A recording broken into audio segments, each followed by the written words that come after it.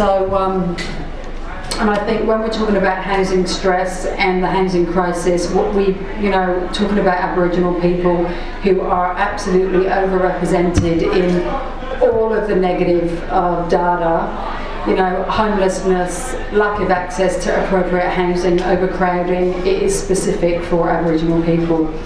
So thank you very much for the opportunity to let me speak. I've actually never been to a politics in the pub. Shame on me. And it's great that you're all here today and we can have a bit of a discussion, and I hope we all learn something from the discussion and from the questions. So I'll just talk about Shelter New South Wales. We're the state's housing policy advocacy peak body, so we do systemic advocacy. We were established in 1975. We don't represent the community housing sector or specialist homelessness services.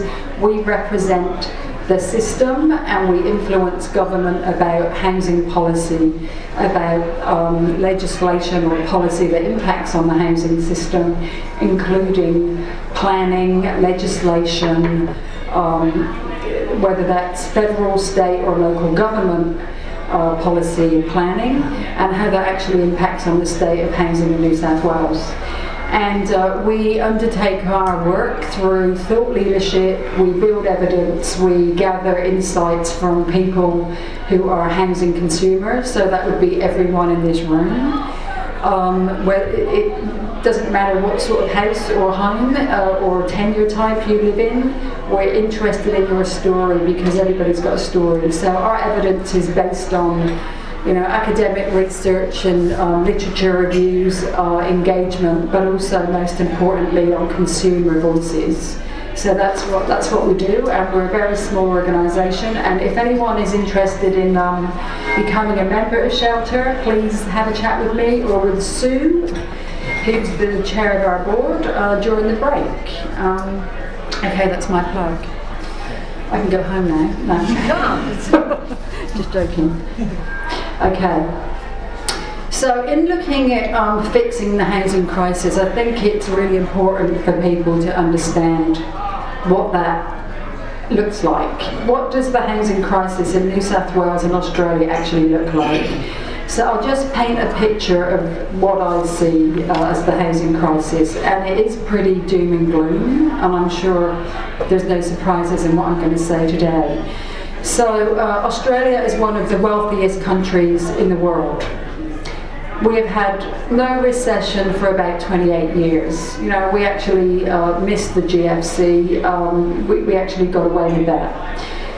There's many thousands and thousands of people living in poverty, and New Start has not increased in real terms since 1994, so it's about $38, $39 a day. So that is, there is a campaign currently which is actually gaining some traction about raising the rate for New Start, because the housing crisis is very much related to poverty. Whilst housing supply continues to grow, so does homelessness and so does housing stress. So we've got this paradox.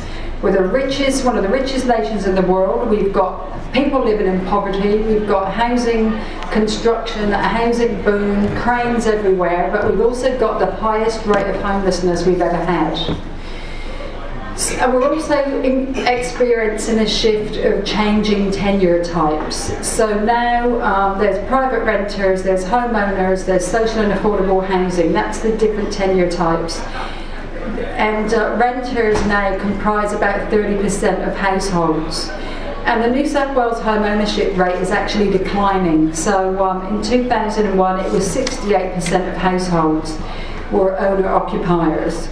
And that went down to about 64% in 2016. And in Australia-wide, the home ownership rate is also declining, and it's now about 65%. So home ownership is going down and renting is going up, which actually means that there is more pressure on the private rental system. And many people that are eligible for social housing who are on very low incomes are now competing with people in the private rental market. So that's actually creating some tension. So So if we actually look at the housing market, Australia's housing market growth and boom is only just starting to slow down in recent months. And in many areas, but it's skyrocketed prices, increased to such an extent, even though that is slowing down, the prices were so high that home ownership is still out of reach for many, many people. And whilst housing growth was driven by a strong economy, population growth, tax settings and concessions that are designed to encourage property speculation by investors, and of course we've also got very low interest rates, and they're actually also at a record low. So there's a lot of highs and lows in what I'm talking about today. There's also this, the Australian dream of owning your home. You've got to own your home. If you don't own your home, you haven't made it in the world. You're not a success. So there's this ideology, I think, that you must be a homeowner. But there's also this fear of missing out, the FOMO effect, I would say. That's a culture that prevails, in Australia, as house prices have escalated in the cities, and that's mainly related to existing homeowners buying additional investment properties, and also overseas investors, and many of those homes have been left vacant because for some it's actually beneficial for them to leave those properties vacant and claim all the tax benefits and that they're actually entitled to. So interestingly, in 2015, a study by Grundhoff found that 34% of negative gearing concessions and 73% of capital gains tax benefits the top 10% of earners in Australia. So we've actually got billions and billions of dollars, which I would describe as middle class welfare, actually going to the top 10% of earners. And it's interesting, when you hear the discourse, you hear people talking about, people living in subsidised housing getting welfare benefits. They actually forget that, billions of dollars are going into the pockets of people that actually don't need it. So I don't need to tell anyone in this room that Sydney is one of the most unaffordable cities in the world in terms of house prices, with the average price of a house at about $1 million, which is 12 times the annual income. So although due to unaffordable entry price points, home ownership rates are declining, and in cities like Sydney and Melbourne, home ownership is absolutely out of reach, even for professionals that are earning decent wages. So the tables have, really turned. So in one way, I think there's one benefit to that, is that the voices of people that are being affected by this crisis, there's more and more people being affected, which isn't good, but because more people are being affected, this is now becoming a mainstream issue, which means those people with voice and those people with agency are actually complaining about it and advocating and lobbying and actually talking about it and asking politicians and decision makers, what are you doing about us? I've worked, I've studied, I've got a really good job, I can't even afford to rent, let alone buy. So that is one of the benefits, I would say, that there is a groundswell of advocacy and messaging coming from very different people. So whilst there are now more renters than ever, about 30% of tenures are renters, as I said earlier, but approximately 1.5 million households across Australia are living in housing rental stress. And given we don't have a robust rental framework or legislation that provides adequate safeguards for tenants, many private renters are reluctant and even scared to make complaints to their landlords or request for essential repairs to be undertaken. So they actually fear eviction, and many are living in insecure, badly maintained properties that are often with mould, leaking roofs, unsafe electrical fittings, etc., etc. There is evidence and stories about these sorts of issues, particularly in the private rental market. And many of the people that are living in the private rental market, as I said, are living in housing stress, but they also cannot afford to get out of the private rental market and save for a deposit for a home. Many people are paying between 50 and 60, or even in some areas 70 to 80% of their gross household income in rent. So under current policy responses, we are not keeping up with the demand for affordable housing, and the private rental market is really just ridiculously high. We've also got a really high degree of urbanisation, with about 40% of the population living in just 2 cities, and that's Sydney and Melbourne. And these cities' populations are projected to grow massively in coming years, which will put more pressure on services, on infrastructure and housing, not to mention the environment and natural resources.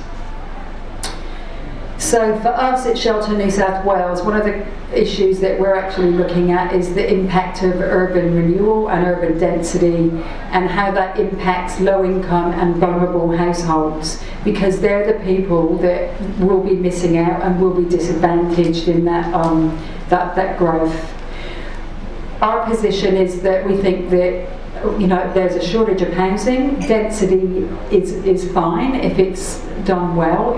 If there's green space, it's quality, it's well designed, and it's affordable. But what we're actually seeing is that communities are being displaced by density. Another issue that I haven't even touched on is that Australia has a massive homelessness crisis. So despite our economic growth and some of those paradoxes I talked about earlier, it's increased by 14% between 2011 and 2016, so that's the last census, with about 116,000 people now thought to have no permanent home. So this means that for every 10,000 Australians, 50 are homeless. That's huge. The Australian Bureau of Statistics estimates that more than 43,500 homeless people are under 25. So young people are very, really affected. And migrants are disproportionately affected. So whilst 28% of Australians were born overseas, migrants comprise 46% of the homeless. Elderly people too are really vulnerable.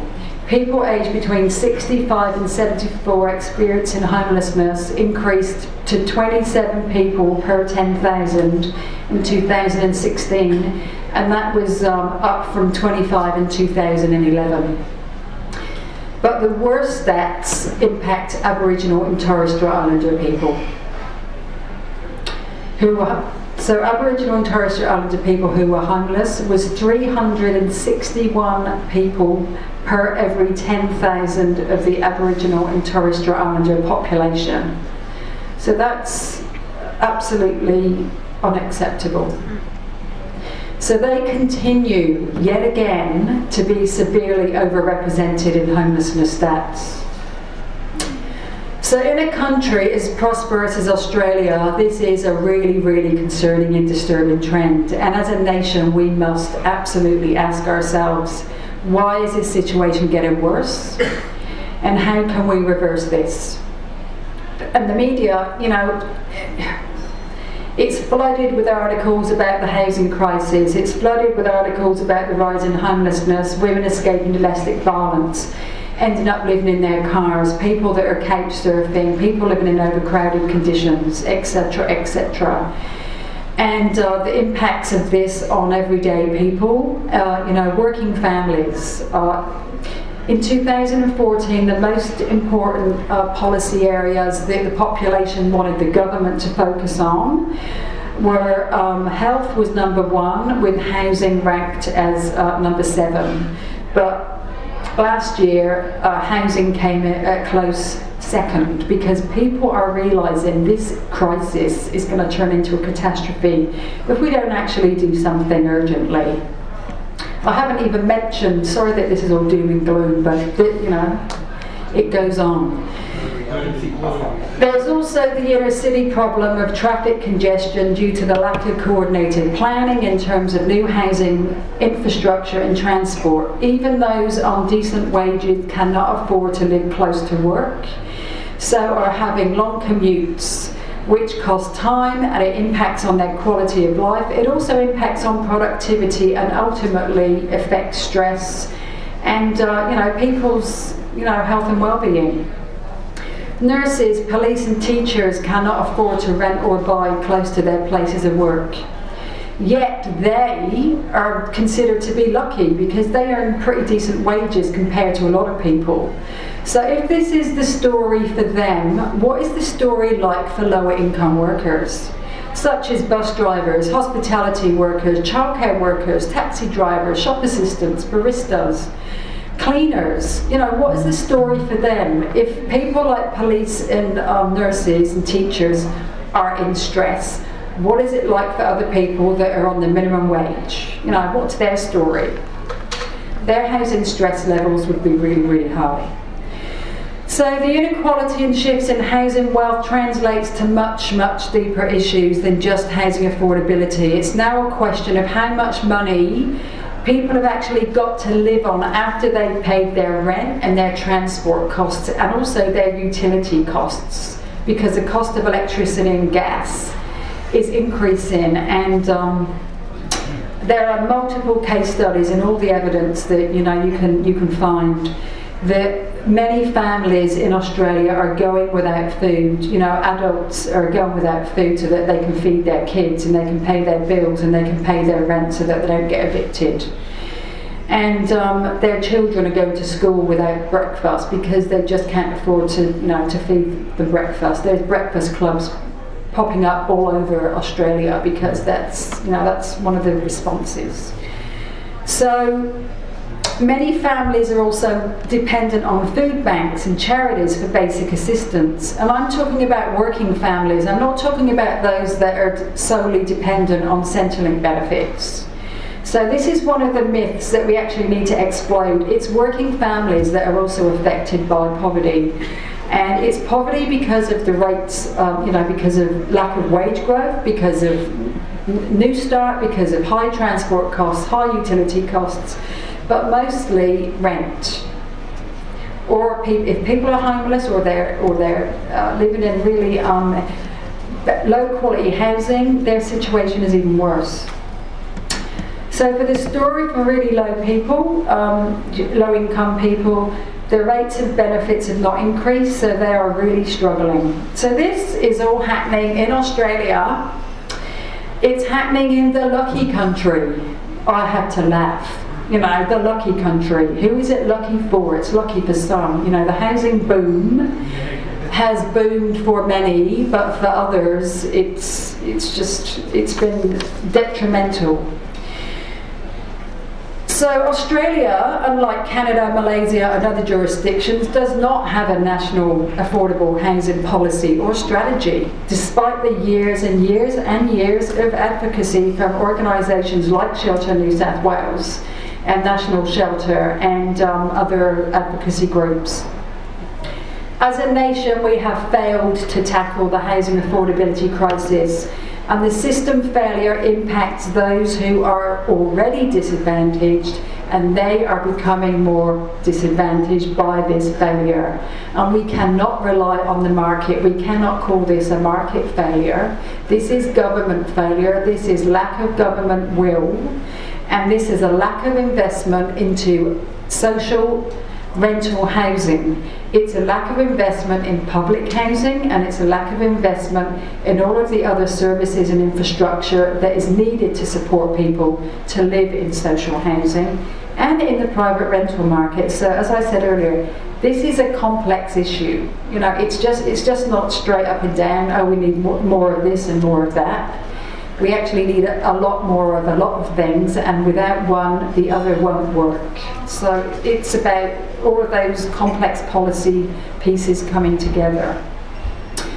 So the current levels of capital investment and policy responses at both federal and state levels are simply a drop in the ocean, and they go nowhere near what is needed in terms of policies that will deliver more investment into the states and more supply. There's something that we really need to look at some of the fundamental principles when we're having this conversation. And that is about, the social justice narrative. As a country, we've got a moral obligation to think of other citizens, other residents. So there's something here about housing as a human right, our moral obligation as individuals, as a community and as a society. And we actually need to consider equality when we look at inequality. We need to look at social justice when we're looking at injustice. So when we're looking at framing up solutions, I think we really need to start with what are some of those fundamental words and principles that we need to adopt as a country to say, what are we going to compromise and what will we not compromise? What are we going to settle for? What does Australia need? And what would we as people be satisfied with? And what will we not be satisfied with in the future? We must also position our power and our expertise to do things very differently. We've been advocating for years and years. We've had lots of wins, but as I've said, the situation has got worse. If we keep doing the same thing, we may not create a difference. So when I say we, I mean the decision makers, the politicians, the senior bureaucrats. But it's also about corporate industry, putting their hands in their pockets. It's about corporate social responsibility. It's also about people in the community having a better understanding of, fellow human beings. When we see someone that is homeless, or when we see someone that is living in social housing, and I'm someone that was proudly brought up in social housing, and I absolutely had a whale of a time and I loved it. I think, we need to stop the looking down on people and the stigma associated, because that is the society that has been created, that some people look at other people as they deserve this, they brought this on themselves, they'll never get out of this, etc. So I think we actually need to, look at everyone as human beings and how we can help our fellow citizens. So the other thing that's also happening in this housing crisis, I touched on it earlier, but there's this thing that we call, it's poor quality housing. And there was a piece of research that we got City Futures to undertake for us recently about poor quality housing. But there was also a piece of research that Professor Nicole Gurin from Sydney Uni undertook about informal housing. And that is about people now using their homes for housing because people are living on the streets, they're couch surfing, they're living in their cars, they're living in caravans, they're living in really terrible situations. And there are people some people may be helping them out, but some people are also exploiting them. They are letting out their garages, their sheds, their outhouses, their lean-tos.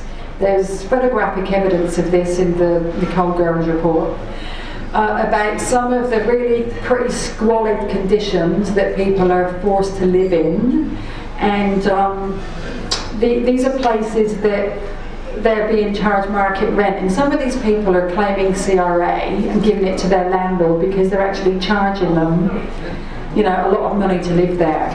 So this is the hidden homelessness that people don't see. So I talked about some of the homelessness figures before. But there's a lot of hidden homelessness, and people don't know what their rights are as tenants. They are living in these situations as they don't have any leases or license agreements. They're living there and they've got nowhere else to go. But when you've got over 52,000 households on the social housing register in New South Wales alone, and I'm calling that's households, not individuals, then people have got a long wait to actually get into social housing, and now the social housing system is so residualised that you have to actually have an enduring need or a complex need, as well as be on a very low income to be eligible for social housing. And even though that figure is over 52,000 in New South Wales, it's actually, according to the IPART report that was undertaken in 2013, they reckon that there's about 140,000 other households across the state that would actually be eligible for social housing, but they don't apply for whatever reason. Many people don't apply because they don't know how to. And they say, what's the point of applying? Because I know someone that's been on the list for 20 years, so what's the point? So these figures might look a bit lower than they did a few years ago because of the way the social housing register is now managed. But the reality is that there are more and more people that are actually in need of social housing. And the supply of social housing has actually declined since 1996. In '96, it was about 5.2% of all dwellings, and 20 years on, it's 4.2%. So that's about a 25% decrease in actual numbers of social housing dwellings, whereas the population has gone up a lot since then. So in real terms, that decline is more like 50 or 60%. So government is not investing in social and affordable housing. It continues to reduce. The residualisation of social housing impacts how social housing is seen. It is absolutely creating more stigma about how people see social housing tenants. It's also continuing to concentrate people in social housing, and the social mix of social, affordable and private tenures is actually being broken down in many areas because government is selling off high value land or high value properties and moving public housing tenants to different areas that is the land is less valuable, so they can get 5 properties there for the price of selling one here. So our concern in this housing crisis is about how those sorts of policies are actually selling off government assets that you can't get back. Those are appreciating assets that are being sold off. And the people that are moving are often moving to places where there is lack of public transport, lack of employment opportunities, lack of training opportunities, and most importantly, they are not connected to their friends, neighbours and their community. And many of these people are older people that have no choice. They have no choice, and this is how they're going to end their years in a place that they are not familiar with. Think about how you would feel if that happened to you, and that might have happened to some of you in this room, I don't know. So there's a lot, as I said earlier, in this situation. It's very complex. I've touched on some of the issues.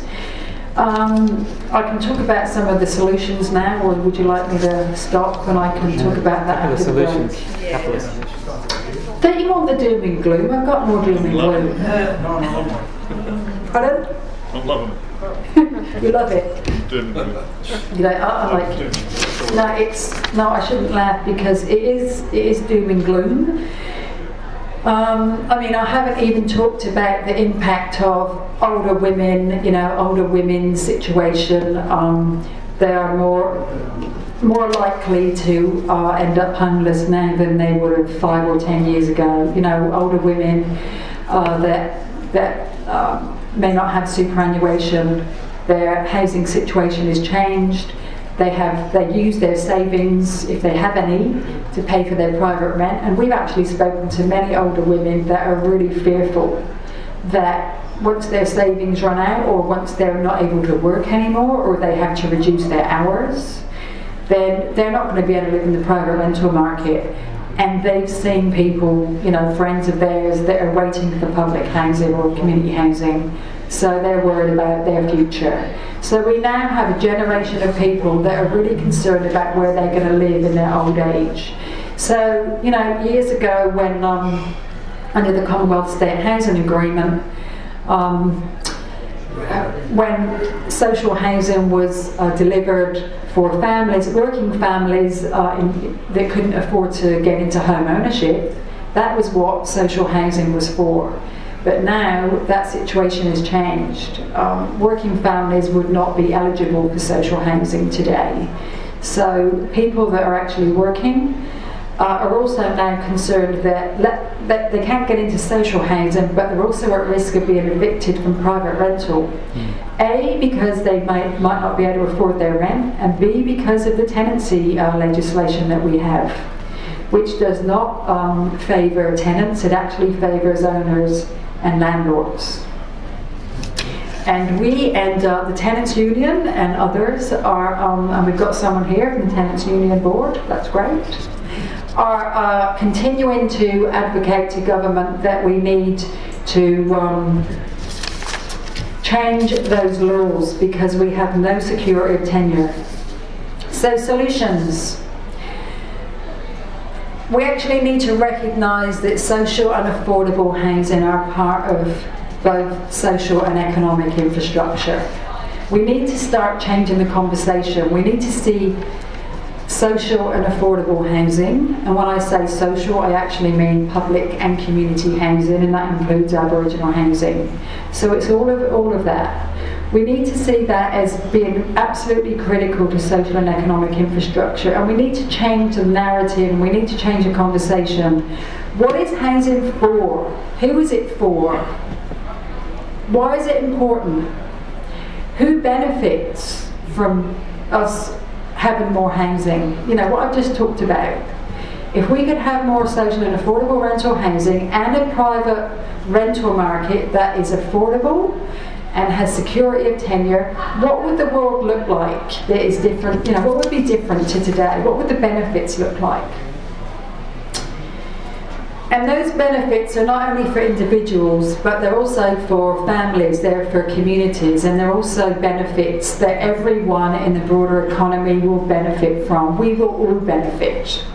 So that goes back to that. It's not about, individuals pointing the finger at people. It's about how we, as a society, will be much richer for having a housing system that is fair for all. Well-located and affordable housing that is close to services and jobs and transport is absolutely critical for productivity, for the economy, and for health and well-being of everybody. And there's some recent research that was published by City Futures and also Professor Duncan McLennan from Glasgow University that provides evidence about that, and I think the savings over a number of years based on certain numbers of affordable housing, I think they used, if we get 250,000 more homes that are affordable and well located, we can actually create $18 billion worth of productivity gains, as well as all the other health and social benefits that go with that. The current narrative about the housing system is often dominated by home ownership as the ultimate goal, and the value of housing as being seen as, my house value is going up, or we can't change negative gearing because it's going to decrease the value of my house, or rents are going to go up. So we actually need to change the narrative, and we actually need to get the mainstream, the people talking at barbecues, really knowing what the facts are about policies and legislative changes, instead of thinking that if we change this part of the system, it's going to have a negative impact on me. Because there's a lot of that fear-mongering, and I think we need to make sure that, if we know the facts about that, we can actually tell people about that. It's really important so that people can put down their roots, feel part of a community, and achieve their aspirations. And if people can do that in home ownership, if they've got security of tenure in home ownership, they're not in mortgage stress. People should be able to do that in the private rental market and in social housing as well. We need to come up with a vision for housing, for the housing system. What will success look like? How do we know that we've actually created a system that delivers housing for all? And Shelter New South Wales is going to be embarking on a piece of work this year to actually look at what do we want a housing system to look like, because we actually don't have a vision like that in New South Wales or Australia. So it's about things about location of housing, about the quality of housing, about housing for people with disabilities, about housing that is diverse to meet the housing needs for people today and for the future. We need to invest money into the delivery of public and community housing. And this investment absolutely will be in the billions. It's going to cost a hell of a lot of money. But it's not as if we have not seen this coming. This situation, this crisis has, I mean, I could have sat here 5 years ago and said a lot of the same things I'm saying today, except the numbers would be slightly different, that's all. The numbers might be a bit lower. The only things that would be higher probably would be the interest rates. But the other things like housing stress, people living in poverty, etc., homelessness, all of that is higher today. This is not a surprise. This has been coming for a long time, so the costs to fix something that is becoming a catastrophe will get greater, but the costs of not fixing this is going to be even worse if we don't fix this. And the consequences to us as a society and to individuals' health and well-being, and capacity to actually participate, in the world, in society. There's those sorts of costs. There's a piece of research that AHURI, the Australian Housing Urban Research Institute, undertook recently, and it's called Social Housing as Infrastructure Pathways. And it states that 25 years of inadequate investment has left Australia facing a shortfall of 433,000 social housing dwellings. The current construction rate in the private market does not even keep pace with rising need, let alone make inroads into today's backlog. So we've got a lot of work to do. So over the next 20 years, they say 140,000 dwellings are needed in Sydney, or 7,000 per year, or 727,000 social housing dwellings across Australia. So I'm only talking about social housing dwellings there, not the other. Excuse me, we normally have the second half with Q&A. Yeah, we're just about to finish. Yeah, he's given me 2 extra minutes because I've never done this before. Okay, I can talk about some of the other solutions after the break if you like, but we absolutely do need private financing arrangements and lending that is simple and not overly complicated, because some of the legal contracts and financing arrangements to provide money, particularly to community housing providers that are now a growing part of the system of delivery, has been so convoluted that it just costs them more and more money, and that money is not going into social affordable housing. So that report also recommends that we need arrangements that are similar to what they've done in the UK. The UK has actually abolished all of those convoluted financing arrangements. They've said, okay, it's direct capital, finance, and that will actually deliver housing to be, put on the ground a lot quicker, and you actually get more bang for your buck.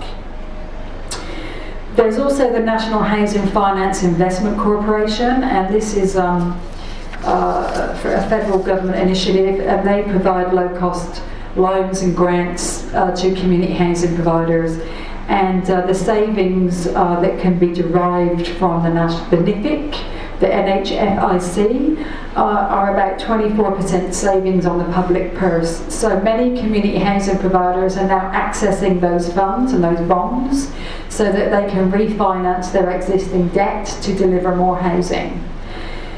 As I said, we absolutely need to stop selling off public land and social housing in high value areas, and we need to create communities and make sure we create communities that are socially mixed, not concentrating social housing in particular areas, because people that are living in social affordable and private rental housing, all living next door to each other, are all working in that area. And if we create communities where we've only got rich people living, we don't want that. Who's going to do the jobs that are needed? Some of those jobs that I talked about earlier. We need reform in the Residential Tenancy Act to stop unfair evictions. So this problem, as I said, is complex. It's not going away. We actually need to look at, a national housing strategy. We need long-term government investment. We need to change the conversation. We absolutely need to look at housing as social and economic infrastructure and not as a welfare response, because that's what government has done. They have seen housing as a welfare response, and it doesn't get the traction or the attention or the dollars or the budget allocation that it needs. So it actually needs to go further up on the policy agenda. Thank you.